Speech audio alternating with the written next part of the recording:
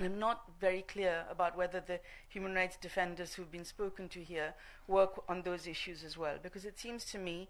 that those I would understand as human rights defenders are a much broader category of people who also work on rights to equality, as well as around, and rights to education, and rights to health, and rights to employment. So a much broader range than working around life, liberty, and, if you like, expression and association. And I think when you look at human rights in that broader perspective, again, I'm not speaking from a survey, but a little bit from my experience, I think that there are a lot of women in that group, and there are actually a lot of people from more diverse communities and diverse identities. And I think perhaps we need to think about whether your research would be different if you were to look at that wider group, and whether you would see different experiences and different perceptions. I think another maybe perspective issue, so it's interesting that you said that the majority of the people that you spoke with in this survey